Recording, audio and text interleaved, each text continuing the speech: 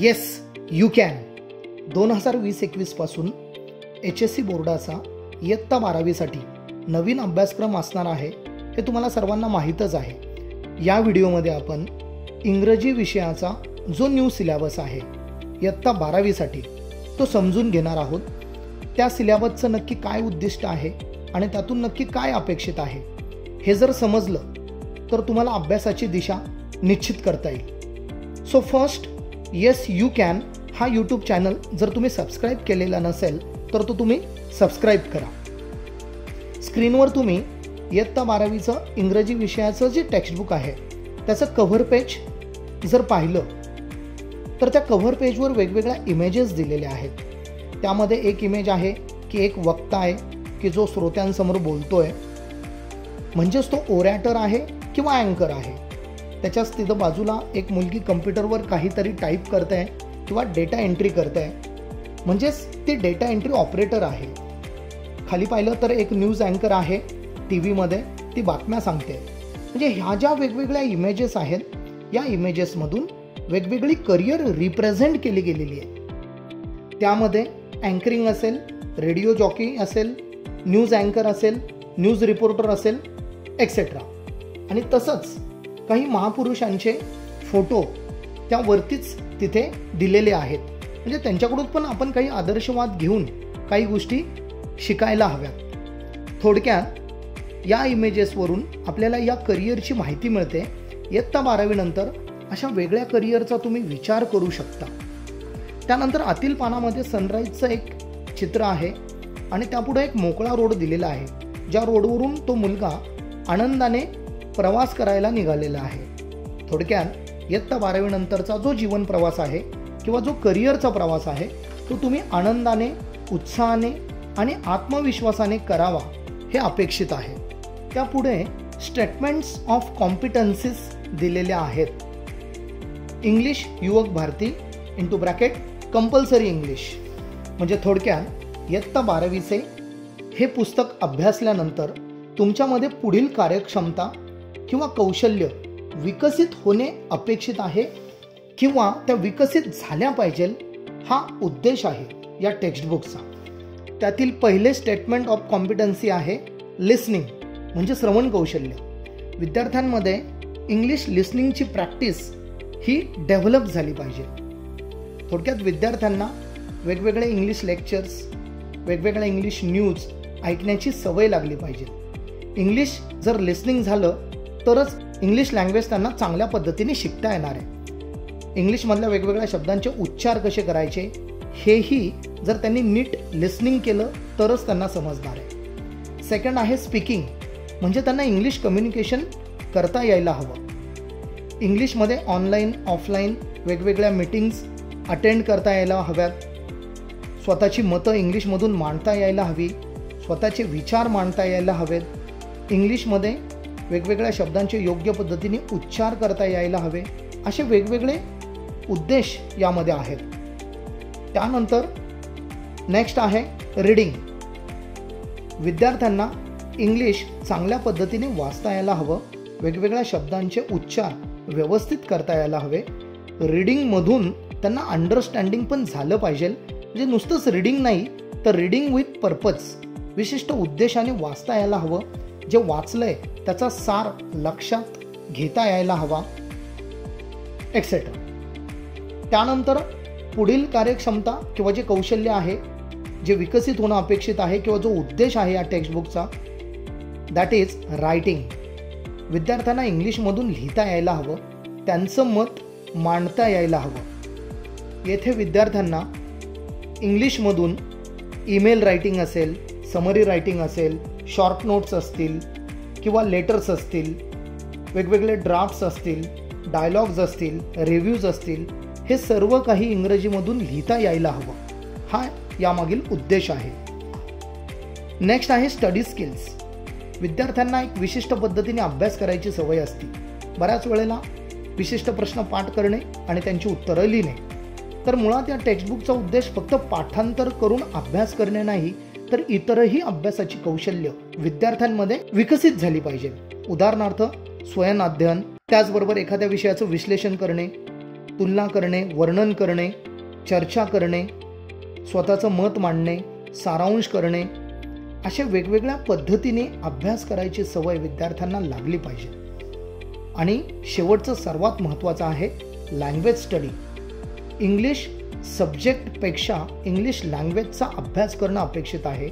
आणि विद्यार्थ्यांना इयत्ता 12वीमध्ये वेगवेगळे इंग्लिशच्या वाक्यरचना, वेगवेगळे इंग्लिशचे शब्द, व्होकॅब्युलरी बिल्डिंग असेल, फंक्शनल ग्रामर असेल, हे सर्व योग्य पद्धतीने लिहिता यायला हवे, त्यांवरील उदाहरणं सोडवता यायला हवीत, हा यामागील उद्देश आहे.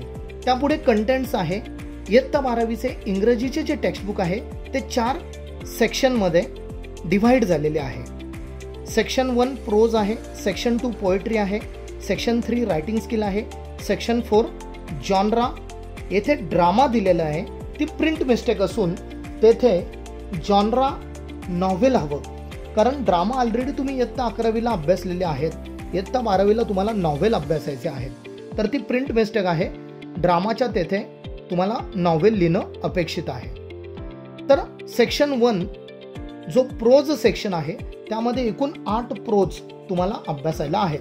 प्रोज म्हणजे थोडक्यात विशिष्ट गोष्टी असतील, धडे असतील, शॉर्ट स्टोरीज असतील, या पद्धतीने. त्या 8 पैकी 2021 मध्ये जे विद्यार्थी बोर्डाची परीक्षा देणार आहे त्यांच्यासाठी 1.5 आणि 1.7 हे 2 टेक्स्ट कॅन्सल केलेले आहेत बिकॉज ऑफ पॅन्डेमिक सिच्युएशन.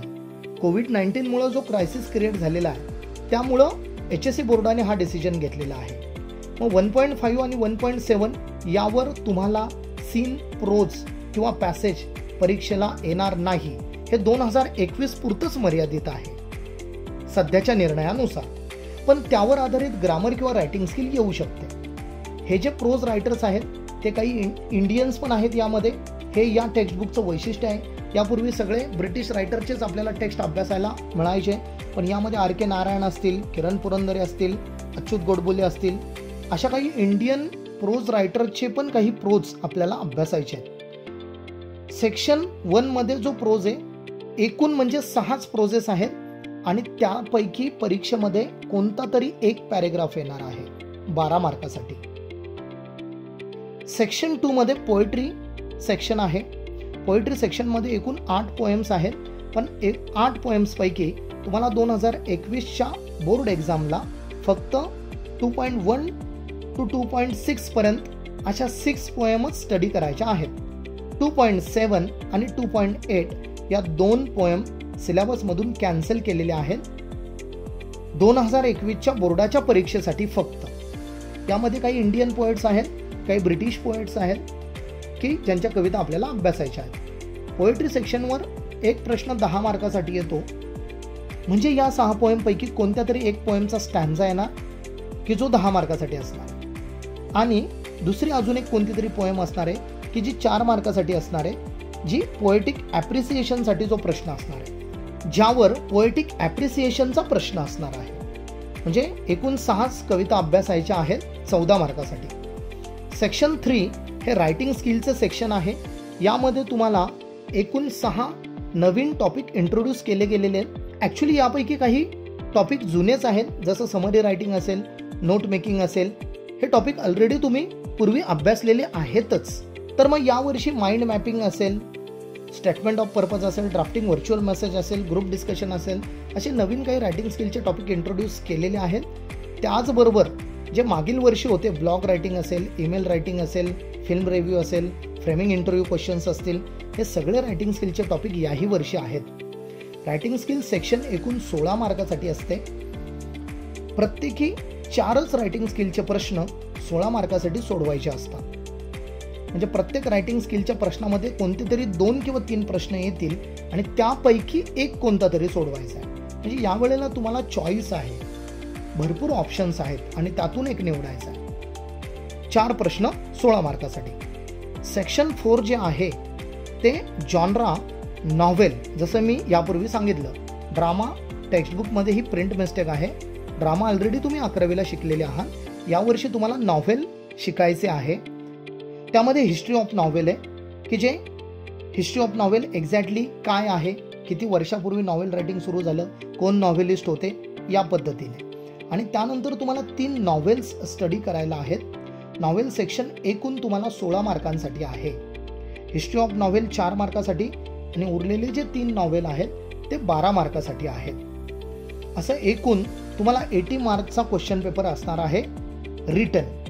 आता यामध्ये तुम्हाला अनसीन पॅसेज पण असणार आहे की जो या टेक्स्टबुक मधून नसणार आहे. तो कुठला तरी अनसीन म्हणजे बाहेरचा पॅसेज असेल जो तुम्हाला सोडवायचा आहे 12 मार्कासाठी. आणि या व्यतिरिक्त जे मार्क्स असतील ते ग्रामरसाठी आहेत हे तुम्हाला माहीतच आहे. थोडक्यात इंग्लिश टेक्स्टबुक आहे, थोडं नाविन्यपूर्ण पद्धतीने डिझाईन केलेलं आहे. याचे उद्देशही थोडे वेगवेगळे आहेत. त्यानंतर प्रत्येक सेक्शनच्या अगोदर तुम्ही लेफ्ट साईडला जर पाहिलं तर तिथे एक टेबल दिलेला आहे आडवा. प्रत्येक सेक्शनच्या अगोदर एक आडवा टेबल दिलेला आहे. जसं सेक्शन 1च्या अगोदर म्हणजे पेज नंबर 1च्या पूर्वी लेफ्ट साईडला एक टेबल आहे. तो टेबल तुम्ही आवर्जून पाहणं गरजेचं आहे. प्रत्येक टेक्स्ट शिकण्यापूर्वी तो टेक्स्ट का शिकायचा, त्यातून नक्की काय अभ्यासायचं हे या कॉलमवरून, या टेबलवरून तुमच्या लक्षात येईल. म्हणजे for example 1.1 and astrologers day हा जो प्रोज तुम्हाला अभ्यासायचा आहे त्यामध्ये व्होकॅब्युलरी, लँग्वेज स्टडी आणि पोएटिक डिव्हाइसेस यामध्ये काय अभ्यासायचं आहे, कोड मिक्सिंग आणि वर्ड युसेस एस्पेशली याचा तुम्हाला अभ्यास करायचा आहे. मग रायटिंग स्किलमध्ये या प्रोजवर तुम्हाला काय अभ्यासायचं आहे, ड्राफ्ट अ स्पीच म्हणजे भाषण कसं लिहायचं, त्याचा ड्राफ्ट कसा तयार करायचा, एक्सपान्शन ऑफ आयडिया विशिष्ट एखाद्या प्रोवर्बवरून, म्हणीवरून ती कल्पना कशी सविस्तर मांडायची किंवा लिहायची. त्यानंतर पुढे एक्सटेन्शन ॲक्टिव्हिटीज किंवा प्रोजेक्ट, तुम्हाला स्वतःला काय ॲक्टिव्हिटीज किंवा प्रोजेक्ट करता येतील तर त्यांनी दिलेले reading short stories as a form. Astrologer's day अभ्यासल्यानंतर तुम्ही इतर शॉर्ट स्टोरीज या पद्धतीच्या वाचू शकता. आणि शेवटी व्हॅल्यूज किंवा लाईफ स्किल्स या स्टोरीमधून, या प्रोजमधून तुम्हाला कोणते व्हॅल्यूज शिकायचे, कोणती कौशल्य शिकायचे, तर वीट अँड ह्युमर, ॲस्ट्युटनेस, इंजिनिटी म्हणजेच चातुर्य, विनोदबुद्धी, हुशारी, व्यवहारीपणा, व्यवहार चातुर्य हे तुमच्यामध्ये विकसित होणं अपेक्षित आहे. तर असं प्रत्येक टेबल जो आहे तो प्रत्येक सेक्शनच्या अगोदर दिलेला आहे. त्यावरून तुमचं एक व्हिजन क्लिअर होईल की हा प्रोज, ही पोएट्री किंवा हा रायटिंग स्किल जो काही टॉपिक असेल तो मला का अभ्यासायचा आहे, त्यातून मला काय येणं अपेक्षित आहे. एकदा गोल क्लिअर झालं, डायरेक्शन क्लिअर झाली की तुम्हाला पुढचा अभ्यास करणं फार सोपं जाईल. या प्रकारे हा न्यू सिलेबस तुम्हाला इयत्ता 12वीसाठी असणार आहे. इंग्रजी विषयाचा जो काही सिलेबस आहे टेक्स्टबुक तुम्ही अभ्यासल्यानंतर तुम्हाला लक्षात येईलच. या सिलेबसवर, या टेक्स्टबुकवर तुमचे काय मत आहे हे तुम्ही कमेंट बॉक्समध्ये लिहायचं आहे. खरंच तुम्हाला हा सिलेबस आवडला का, या सिलेबसच्या कोणत्या गोष्टी तुम्हाला जास्त भावल्या, या सिलेबसमधल्या कोणत्या गोष्टी तुम्हाला आवडल्या नाहीत. टेक्स्टबुक अभ्यासल्यानंतर किंवा जेव्हा तुम्ही हे सर्व वाचाल, पाहाल, त्यानंतर तुम्हाला कमेंट बॉक्समध्ये हा सिलेबस कसा वाटला हे लिहायचं आहे. म्हणजे थोडक्यात इंग्रजीचं जे टेक्स्टबुक डिझाईन झालेलं आहे त्या टेक्स्टबुकची डिझाईन तुम्हाला आवडली का, त्यामध्ये काय असायला हवं, काय नको होतं, या सिलेबसमध्ये जे प्रोज पोएट्री आलेले आहेत त्याबद्दल तुमचं मत काय आहे, तुम्हाला खरोखर आवडलं असेल तर का आवडलं हे सगळं, आणि नसेल तर का. म्हणजे तुमचे जे काही कॉमेंट असणार आहे ते कॉन्क्रीट, लॉजिकल आणि विथ प्रॅक्टिकल प्रूफ असे तुम्ही करा, ज्यावरून तुम्हालाही लक्षात येईल की वेगवेगळ्या विद्यार्थ्यांची, वेगवेगळ्या जणांची मते काय आहेत सिलेबसवर. ओके, तर तुम्ही निश्चितच कॉमेंट करा या टेक्स्टबुकवर, सिलेबसवर, त्याचं जे डिझाईन आहे त्यावरती. नेक्स्ट व्हिडिओमध्ये फॉर्मॅट ऑफ क्वेश्चन पेपर आपण इन डिटेल समजून घेणार आहोत. पुन्हा भेटूया नेक्स्ट व्हिडिओमध्ये.